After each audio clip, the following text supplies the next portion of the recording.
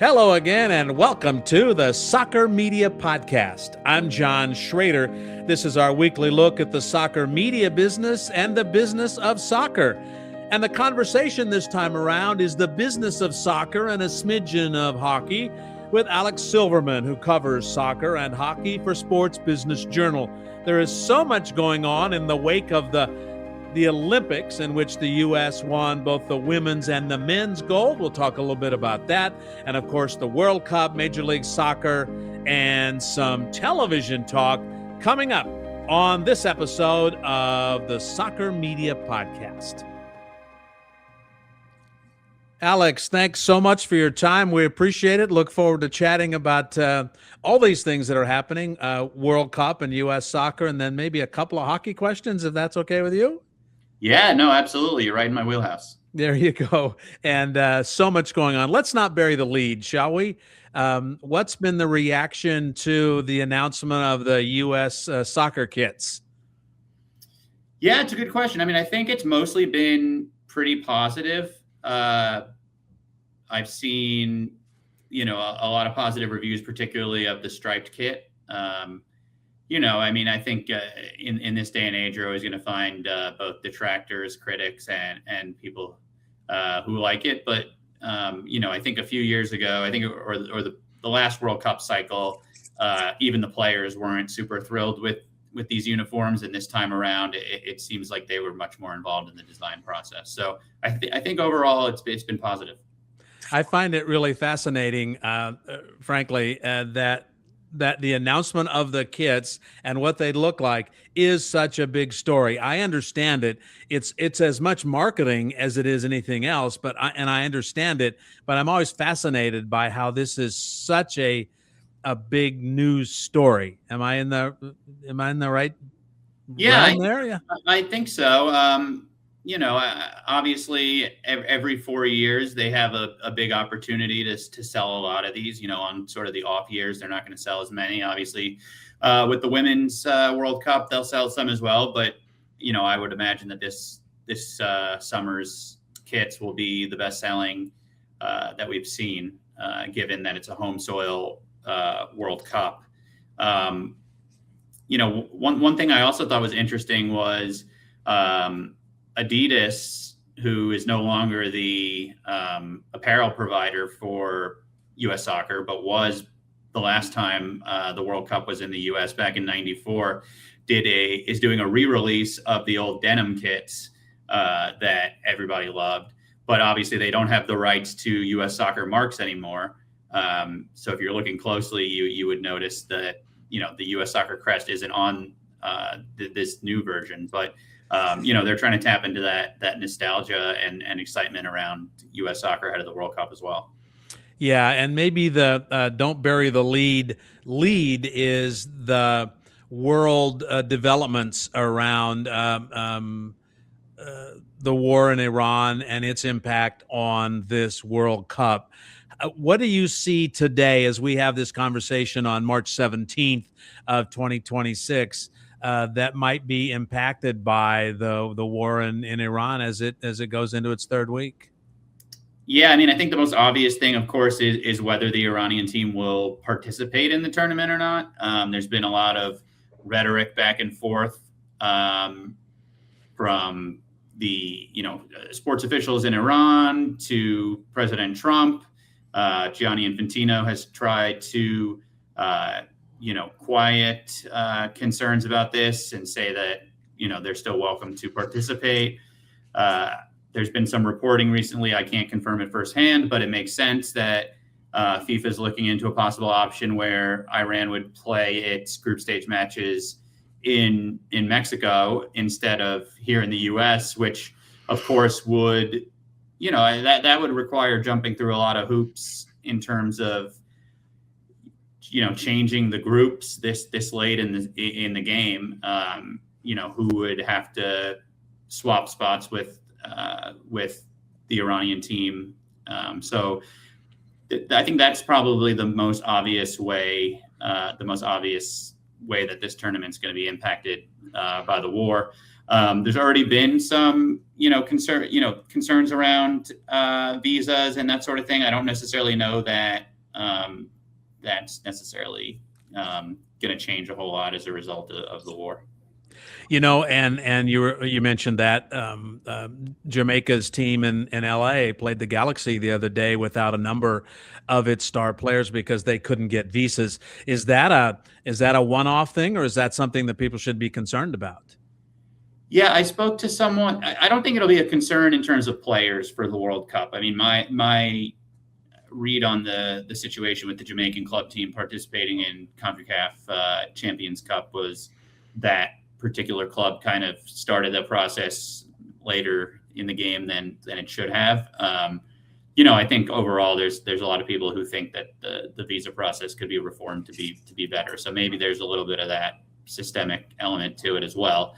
But I think the concern around visas with the World Cup is more probably towards fans, and whether everyone who wants to come for the World Cup is going to be able to. I mean, you're not going to have Iranian fans traveling here. That was even before the war, and I believe Haiti as well is on the travel ban list. So fans aren't going to be able to come from those countries. But yeah, I don't think visas. I think the concern around visas is more on the fan side than the player side. The anti-Trump naysayers would say clearly that this World Cup could be in trouble if this condition around the world worsens. I was just in the UK and Ireland in the last week and a half or so. They're not very happy about the gas prices. They're not very happy about what's going on. There are a lot of people around the world who are unhappy with what's going on. Do you really think this could impact the actual running of the actual delivery of the World Cup? I don't think it'll affect the delivery of the World Cup. I think it affects, the vibes around the World Cup. Yeah. I think it could potentially impact tourism and how many people actually do make the trip to the U.S. Just, I think between what we saw happen in Minneapolis earlier in the year, just overall the sense that, justified or not, that there's a sense among some that immigrants or tourists or foreigners aren't safe in the U.S. So that, I do think that there might be fewer visitors than initially anticipated for the tournament, but I think I don't think any of it will really affect the delivery of the tournament. Security, I would imagine, and this is something that I plan on doing some reporting on, is how much the war in Iran has changed security plans around this tournament. I would imagine the threat environment is increased. So the fallout over the incredible ticket prices is actually taken a second page or a third page in this conversation? Or has it? Maybe. I think we saw a bunch of Democratic lawmakers send a message or a letter to Infantino last week requesting that any future ticket releases be more affordable. I think there are some tickets that they still have been holding back. So, whether or not FIFA sort of heeds that is to be seen. But I think that will continue to be a big story. I'm curious to see whether there are some games that ticket demand isn't as high for and therefore become more affordable. This is a 48-team tournament now. There are some countries that aren't going to, drive the same level of demand as Argentina or England or Spain or Germany, France, as, the U.S. and Mexico, the top tier draws. So I think you might still have some matches where there are some affordable tickets to be had, but I think that's one of the big question marks over the next few months. One of the interesting dynamics that's developed here in the last, I guess, year or so, maybe a little bit more, is the Trump Infantino FIFA relationship, and you can't separate the politics from that. I guess the question for you, Alex, would be, how do you then play that in a publication like Sports Business Journal? Yeah, it's a great question. I have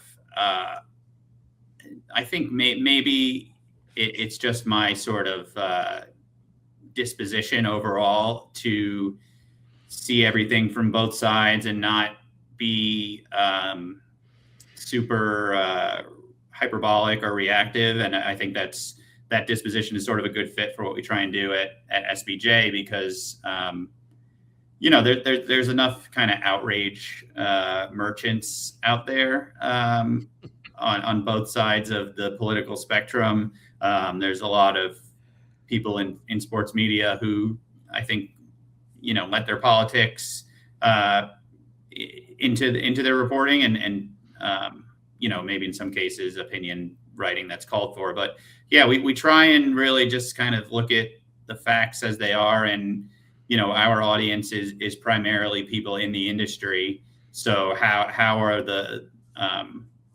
are these political dynamics going to affect, like you said earlier, the delivery of the tournament? So that's sort of the angle that we're trying to take.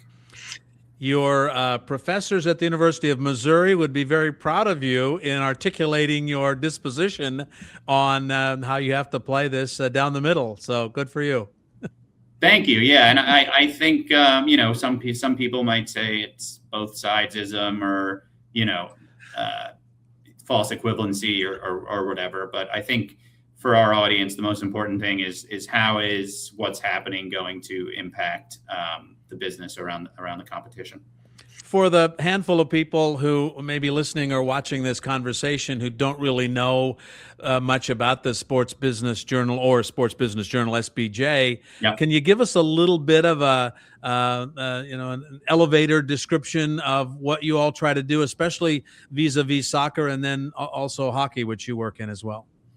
Sure. So yeah, SBJ is the premier or the most well-read trade publication covering the sports industry. Our subscribers are executives at teams, leagues, brands that sponsor sports, brands who are vendors for sports facilities. So really anyone who has a business stake in sports, and we cover it from all those angles: media, marketing, facilities, and then sort of have writers that are focused on each of the individual sports as well. And from soccer, it is such a huge ecosystem, such a broad ecosystem. We try and cover it as it sort of impacts the business in North America. So, we will look at some issues from the other side of the pond, but more, when those teams are coming here and how they're approaching growth in the U.S. And North American market. So yeah, a lot of MLS and NWSL coverage, U.S. soccer, and obviously, we've been really focused on covering the preparation for this World Cup. I think my first story on the 2026 World Cup was in January of 23, writing about the host city supporter program and the sponsorship at the local level. And so we've been really on top of this for going on 3 years now. Yeah. I want to say now, and I should have checked exactly, but you've been with SBJ 8-9 years, something in that? Yeah, over 2 separate sort of stints. Yeah. Okay. So how much has then the view of the reporting on the business of soccer in America changed over that period of time, the World Cup notwithstanding? Yeah, I mean, when I started at Sports Business Journal, like after graduating from Missouri in 2013, there were, I'm not sure off the top of my head, but at least 10 fewer clubs in Major League Soccer than there are now. Mm-hmm. Expansion fees were sub 100 million, and now the most recent expansion fee was San Diego FC at 500 million. You've got a few teams valued at over $1 billion, according to multiple sets of rankings, and we've seen investment in teams in the high 9 figures. So the scale of everything has completely changed. Obviously, on the women's side, it's even more drastic. I mean, the NWSL was in its very nascent form, and now you have Arthur Blank paying $165 million for his franchise that'll be joining in 2028. So yeah, the soccer business has transformed, but I think also with those higher valuations and higher expansion fees comes more pressure to generate revenue that justifies those valuations. I mean, I think you're seeing it. MLS is bigger than it's ever been, but there's also a sense that they need to grow their business in order to grow their standing on the world stage to justify these large valuations. Do you think they're doing that, Alex? Do you think the rest of the world views Major League Soccer differently than it did even 5 years ago?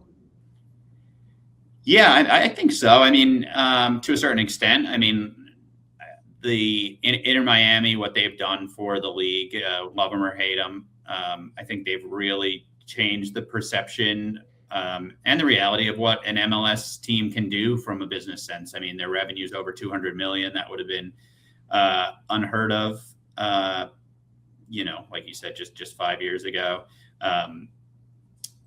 And they're a brand that people recognize around the world. I mean, that pink Messi jersey, I think you could go to a lot of places abroad and see someone wearing that, which hasn't always been the case with MLS. You're still, they're still, in terms of being competitive on the pitch. I mean, I think the Club World Cup was really the first opportunity that MLS clubs have had to play against the best clubs in the world in a meaningful competition. And they didn't fare especially well. So on that sense, there's obviously a long way to go. But I do think that, MLS is, moving in the right direction. Do you think MLS will ever, or maybe have to at some point, change its player ownership model? I mean, it's a league in which ostensibly all the players' contracts are owned by the league. I mean, Messi's condition being special, right, and a handful of others. But will that have to change for them to be up in that higher level of leagues in the world that they'd like to be? I mean, whether the single entity structure change, I think they could continue with this single entity structure, and that could work. But I do think that there's a lot of discussion around the roster rules and giving teams the ability to spend more freely. I don't think that they would ever completely move away from a salary cap, but giving teams that are ambitious, like Inter Miami, LAFC, the opportunity to try and build a team that can compete globally. You have a lot of sort of the old guard of owners who, are sort of comfortable with where things are to a certain extent, and then you have sort of the owners who have come in more recently at higher numbers who are eager to spend more money on their rosters to put a better product on the pitch. So I think whether it's Don Garber or his successor, they'll have to, build some level of consensus there. Yeah. And having paid $500 million to get in the league, promotion relegation is a conversation that is just an absolute no-starter, right? Yeah, it's interesting. I mean, Garber made a mention of it in his most recent State of the League address right ahead of the most recent MLS Cup. And he said, never say never. It could happen down the road. I think, I don't know. I'm really just spitballing here more than anything else. I think maybe promotion and relegation within a closed MLS ecosystem could theoretically work. I don't know if that would look like, sort of, I guess, what USL is talking about. But I really don't think it's something we'll see anytime soon. I don't think it's a high priority. The only real business rationale, other than the fact that maybe it would make things more interesting for fans, is that, I guess you could theoretically expand to more markets and let more markets in the league if you had multiple divisions. Yeah. You cover the business, and what do you make of the business decisions? If you have a view or some reporting on this, of what the sort of constant changes to the Apple TV television deal have come. Every year they've made changes. Every year they've added something to it. This year they took something away, which was the extra $80 or $90 that it cost you to watch them. But what do you make of the way the Apple TV experience has played out for the American for soccer business, but maybe for the fans as well? Yeah, I think first of all, I always respect someone who is bold and tries something new. So good for MLS for trying something with the Apple deal. It was obviously the most lucrative offer by a good bit that they had on the table, so there was incentive for them to be bold with it. I think the quote unquote double paywall, which maybe isn't 100% technically accurate, but having MLS season pass behind its own paywall and not part of the Apple TV, the broader offering, I think really limited their visibility. I think MLS probably thought that Apple in general would have gotten more involved in sports over the last few years, which would have maybe brought more sports fans to that platform. Now you finally have them doing this deal with Formula One, but that's the first major rights deal that they've done since they signed MLS. So I think that's been part of the struggle and maybe internally something that's been a source of disappointment for MLS. Obviously, as you mentioned, they have shortened that deal. It was initially going to run through 2032, and now it's only going to run through the 2028-29 season. So it'll be interesting to see whether they stick with Apple in some capacity and try and get more linear distribution, and what the market will be like, because we've just had so little transparency about how many people are watching MLS over the last few years. It'll be interesting what they're able to share with prospective media partners when they go back into the market ahead of this next round of negotiations. I think the other thing that, and it's a counterfactual, we'll never really know, but the Messi Effect, how would it have been different if the league was still partners with someone like ESPN, who would, if ESPN had the rights to MLS and was and had the opportunity to build audience around someone like Lionel Messi, how much they would be pushing that on SportsCenter and their other programming versus being in sort of the Apple TV ecosystem. We'll never know if the Messi Effect would have been even greater, but it's something to consider. One of the things that the Spanish language broadcasters, some of them who are willing to share with me, are constantly disappointed with, and that is the coverage of the Spanish language and the diminishing coverage now on television of Spanish language on Apple, and the fact that they've never offered the audio, the local audio radio of the Spanish language broadcasters on Apple. Do you have any reporting or any thoughts about the way the Spanish language audience is being served by Apple? Well, first of all, I think it was kind of telling that when Univision, the previous Spanish language partner, had the option to do a linear deal with MLS after they signed the Apple deal. Like Fox, for example, they still have limited linear rights. Univision, essentially wasn't interested. They were only interested in Leagues Cup because of the presence of Liga MX clubs that do really good ratings. And I previously had worked at Univision in their corporate communications department, and Liga MX was just a much higher priority there than MLS, which I think speaks to the interest among the Hispanic audience in MLS and how much it isn't there yet relative to Liga MX and how much it needs to grow.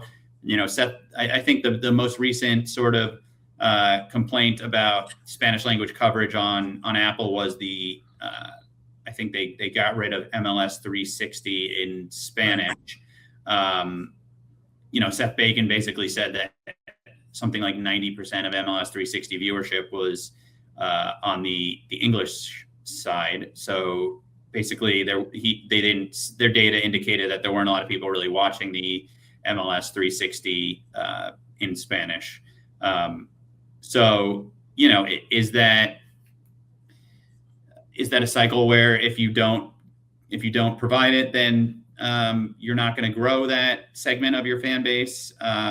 Perhaps I'm sure there's some economics there where they sort of did the calculation and decided that what they were paying to produce this in Spanish wasn't paying off. But like you said, I mean, if you want if you want to grow that segment of your fan base, you need to kind of give them. You need to provide for them. Yeah, it seems to me that's one of those places where business and optics collide. Sure, It may be a good business decision, but the optics don't look good, especially when you hear Seth Bacon and almost anybody else who will tell you that that the league has younger, more diverse, more technically savvy. They go right down the list of people that MLS audience is, and it includes multicultural, multilingual, national interest. Yeah, and I think they would point to the fact that they are offering every match in Spanish on Apple TV. So I guess they might say that MLS 360 or the local radio broadcasts are sort of ancillary and kind of a a distraction from the fact that they are really still providing this Spanish language commentary for all their matches. So I think they might maybe see it as a little bit unfair to focus on what they're not doing versus what they are doing. Yeah, and that is something that sources are always talking about, right? Let's talk about what we're doing, not about what we aren't doing, right? So yeah. So you worked at Univision. Thank you for the segue on the question there. And can I assume you speak Spanish and un poquito, not a whole lot. Yeah, I was on the English language comm side, and sort of my role was to a certain extent to get more coverage of Univision's sports initiatives in sort of the general market press. For us, it's at Sports Business Journal. It's easy sometimes because we are English speakers to overlook or we just don't engage with the product as much in our day to day. So part of my role there was to generate more coverage of what they were doing, sort of among the mainstream sports business press. And it's to reach potential advertisers and brands. The Spanish language sports business in the United States of America, Univision, Telemundo, is vibrant in 2026. Yes, and profitable and successful, and lots of people watch. Yes. Yeah, I would say so. I mean, Liga MX is the most viewed soccer league in this country. I think a lot of people don't realize that. They assume it's the Premier League or Champions League, but it is Liga MX. So yeah, I do, especially in the soccer space. I think Spanish language media is extremely vibrant. All right, let's talk about a little hockey here before we have to run. You cover hockey. What is the bounce from the men and the women U.S. teams winning gold medals at the Olympics? Yeah, I think it's, if you gave Gary Bettman truth serum, he would tell you that the U.S. winning the men's gold for the first time since 1980 and the first time in the NHL Olympic participation era is a good thing for the league, because it's already the most popular sport in Canada, but obviously there's a lot of room for it to grow here in the U.S. I think they've seen some early signs that audience has been up a bit. They got a good. There's been some ticket sales data from the secondary market sellers that They've seen increased ticket sales volume. I think one place where they're really going to benefit now is as they look to sell the World Cup of Hockey, which is their owned and operated competition for 2028. They've proven now through both Four Nations Face-Off in 2025 and the Olympics in 2026 that people who don't necessarily watch the NHL on a day-to-day basis are going to be captured by international hockey. So I think you'll be able to see them, command higher fees for sponsorship of that competition. Maybe bring in brands that weren't necessarily, hockey wasn't necessarily on their radar before, and they're going to have to sell media rights for that tournament. So it'll be interesting to see how this Olympic effect impacts that. I think the PWHL in particular has a great opportunity to grow based on this Olympic bump because it's a brand new league. They're in their third season. I think there's probably a lot of people who didn't know it existed, and they're expanding quickly. So for them to have a few, maybe not quite household names, but just get more exposure around stars like Hillary Knight and Ariana Frankel and Megan Keller, to have their players, hosting Saturday Night Live and appearing on a lot of media that they wouldn't have had the opportunity to before. I think for the PWHL, it's an even bigger opportunity, particularly as they try and land their first national broadcast deal in the U.S. Is this a golden age of American hockey players, or is the grassroots development for the last three decades actually now proving that from the bottom to the top, the Americans can play with the Canadians? Yeah, I think that, we've been seeing this trend for a long time where, at one point the number of Canadians, or the share of the NHL that was Canadian was up around 70% at one point, and now it's down at like 40%. The percentage of the NHL that is American is now approaching that number. It's in the 30 range. So yeah, the U.S. Is catching up, and it's really on the world stage. It's sort of a two-horse race right now, but it's a lot closer than it was at one point. It'll be if and when Russia is back involved in international competition, I think they would have been a pretty formidable opponent in this particular games, just based, their goaltending is incredibly strong and deep, and they have a lot of, top tier talent. But yeah, I think the U.S. Is right there. And I mean, on the women's side, I think it's always a toss up. Yeah. So as we do say goodbye here, what is, if you would share with us, the big story that we should expect? What's the foremost thing on your mind, maybe to report for Sports Business Journal, either in soccer or hockey at this point? Yeah, so much of my attention has been on the World Cup this summer, and particularly, what we'll learn from it, and how it might impact, major sporting events in the U.S. going forward. And I think, there's a lot of there's an expectation that the U.S. will host the Women's World Cup in 2031, and I think that will happen. But I think a lot of the host cities that signed these deals for this tournament that were just incredibly favorable for FIFA, and just put a lot of financial and operational burden on the cities. They're going to want a different set of terms with FIFA this next time around. So that's something that, kind of in the medium term, that I'm really interested to see how that plays out. I get the impression that ESPN is seriously thinking about jumping back into the World Cup TV business. Fox doesn't want to give it up, that's for sure. Netflix is a player in the next two Women's World Cups. Are those the three big contenders for the Men's World Cup TV rights, which have not been announced yet for 2030? Yeah, it's a good question. I don't have any inside knowledge per se. I would say that with Paramount acquiring with Paramount acquiring WBD Sports now. Yeah. They have as big of a portfolio of sports rights as anybody. So assuming that deal closes, goes through as we expect it to, they could be a player. But yeah, otherwise, I think the ones you mentioned are probably the biggest players. And you know this, and I suppose some of the folks listening or watching know this, but WBD, through its acquisitions over the years, has a pretty decent footprint in Europe as well in television sports.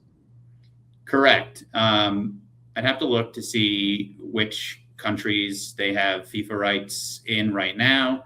I don't think they're all like on the same renewal cycles. Mm-hmm. So I don't think that the rights will all necessarily be up at the same time. But I mean, yeah, anytime you have more scale, whether it be more networks or platforms here in the U.S. or abroad, that does kind of give you an advantage when it comes to going into these negotiations. Well, it's just more that keeps you at it morning, noon, and night. So thanks. Absolutely. Thanks for having me, John. It's been great. You bet. I appreciate it. Alex Silverman covers soccer and hockey for Sports Business Journal, and he's been kind enough to spend some time with us on the Soccer Media Podcast.